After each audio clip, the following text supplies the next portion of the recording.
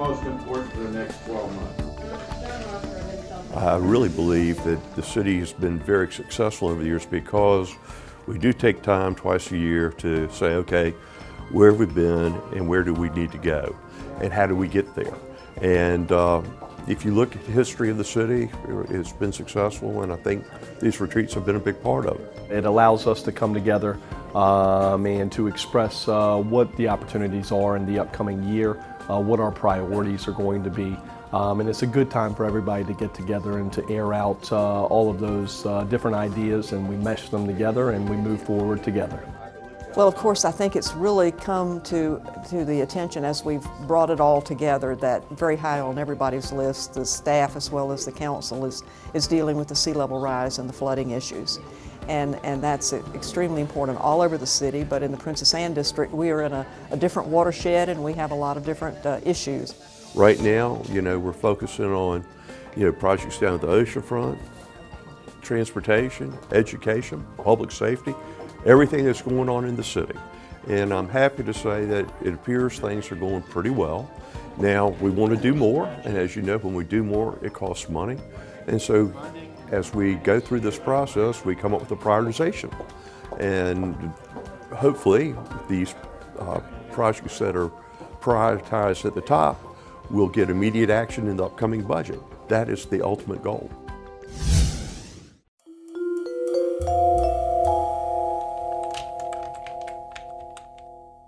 When you visit town center, you probably think of restaurants and shopping and going to the movies, but I bet you didn't know it is also home to a monument dedicated to eternal love.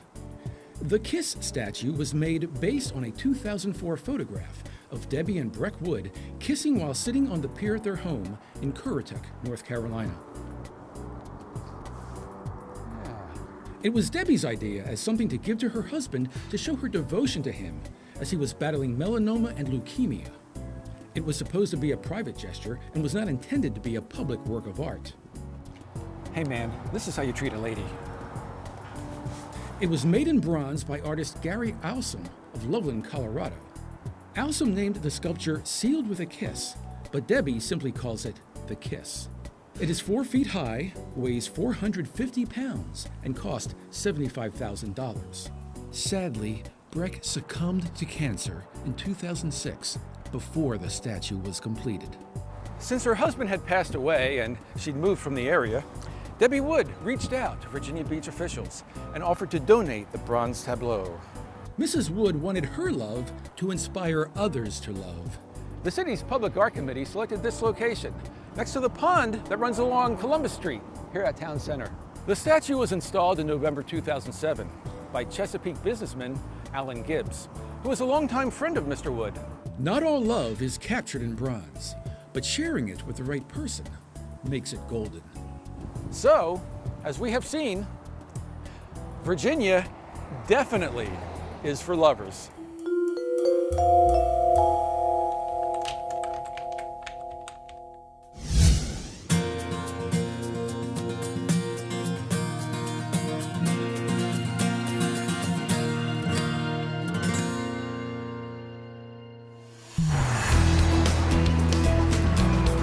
We were riding up to 7-Eleven one day and we got stuck in the median when the light turned green and our light that we were crossing out turned red, and it was very dangerous. So I was like, we need to fix this.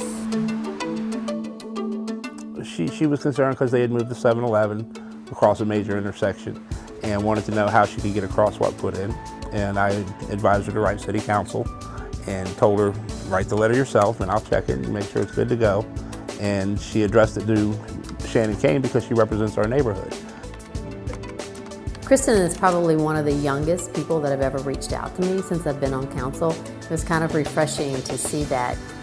After getting the letter, Ms. Kane called her and asked her to come read it to City Council, thinking it might have more impact coming from her.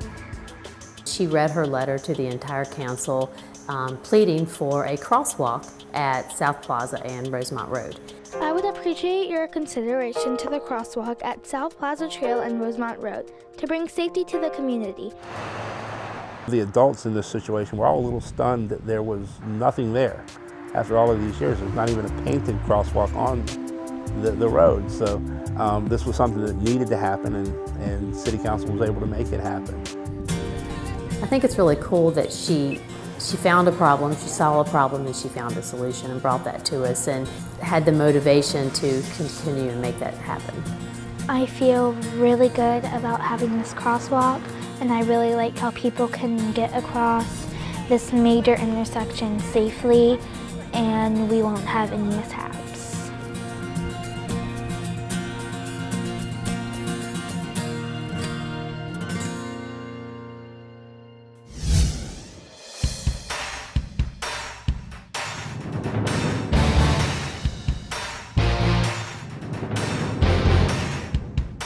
We're very excited about the decision made by the representatives of the Virginia Sports Hall of Fame to come to Virginia Beach. This concept is a really innovative concept, and it's extremely important to all of us in Virginia Beach.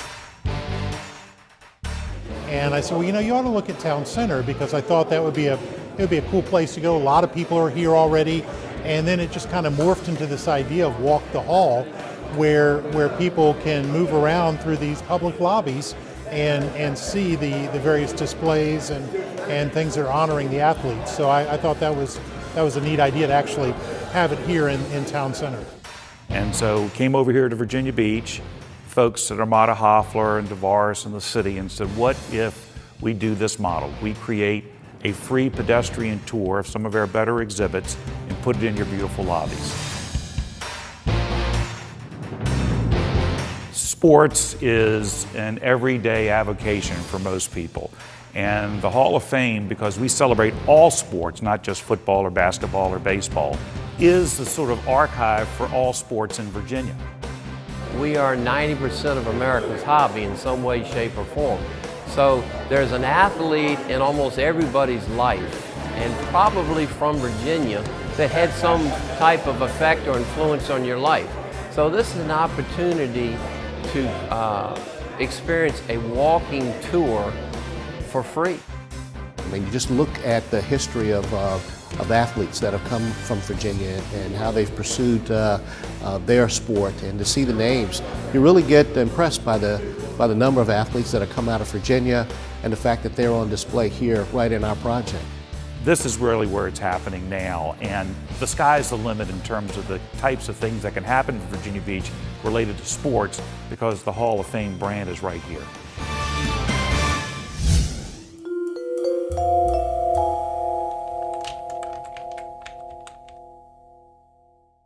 In 1822, the sixth and final courthouse for Princess Anne County was constructed on the 5-acre location known as the Crossroads. In 1819, citizens petitioned the Virginia General Assembly to relocate the courthouse from Kempsville to a more convenient location. The courtroom was 2 stories tall, with an entrance area that had an open arcade in the 2 central bays. This court is now in session. The courthouse was used by local justices to conduct the business of the county and to try civil and criminal cases. It was also the primary public building in the county, and the courthouse green, or square, was the primary location for public activities. I think he did it.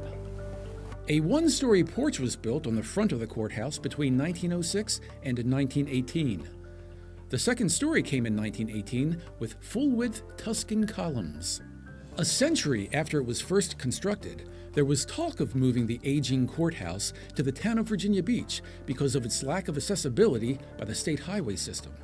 The Board of Supervisors swiftly approved construction of a new road from Bell's Corner to the courthouse in 1926 to avoid the move. Due to increased caseload, additional court buildings were constructed, beginning with a circuit court courtroom in 1961. You want the truth? You can't handle the truth! In the late 1960s, the 2-story porch was replaced with a full-width portico with 5 double-height Doric columns and a brick stoop. The Princess Anne County Courthouse ceased to be used for judicial matters with the dedication of the new Virginia Beach Judicial Center in 1993.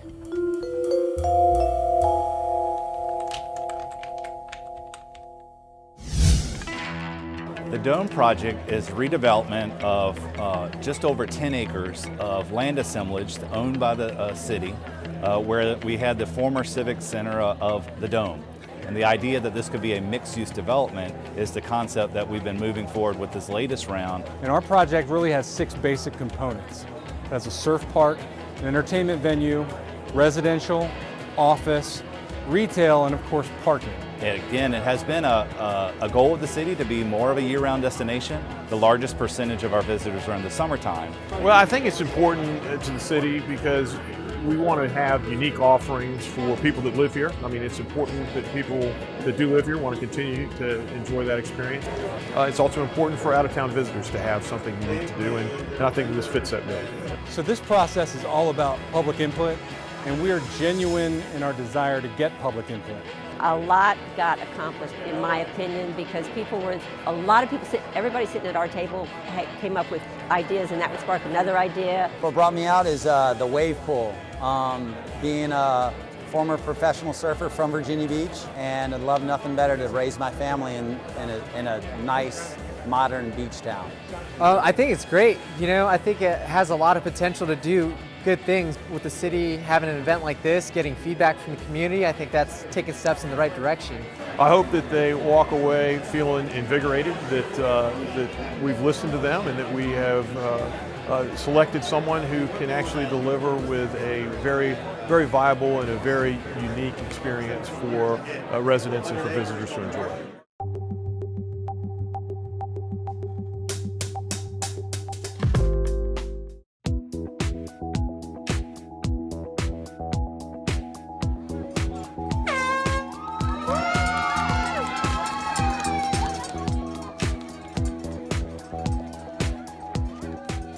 Oh, it was so fun. Oh my goodness. There was probably 600 people there at the event. Around 340 were runners, about 200 were volunteers. Hopefully we'll have raised over $10,000, all to be donated to CHKD.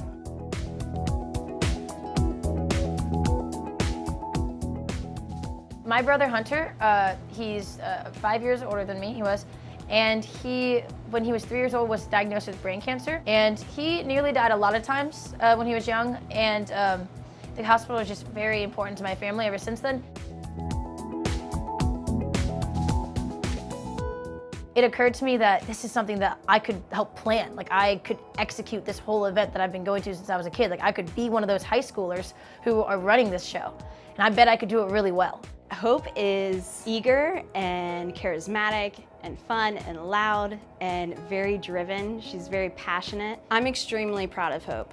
I think this year could not have gone as smoothly as it went if it hadn't been for Hope. It challenged me because I needed to learn how I could empower my friends and empower people that I was now supposed to be leading and supposed to be explaining to them, people who were older than me and younger than me and didn't really know enough about the event to do what I was doing. So the idea of just learning how to empower individuals underneath of me is something huge that I learned from this experience. If each student can become involved with events like the CHKD Love Run, they realize that they really can have an impact on the world around them. This is an amazing event, but I think that I wouldn't have done it if I wasn't so encouraged by the people around me, especially by the adults at this school. They're very, very caring and very nurturing, and they want me to succeed, and it makes me want to succeed. When I say I want to change the world, I have teachers and sponsors here that tell me, all right, go do it. And I'm like, all right, sounds good. Like, that's the way that it should be. I think that giving students an opportunity for success is the best thing you can do.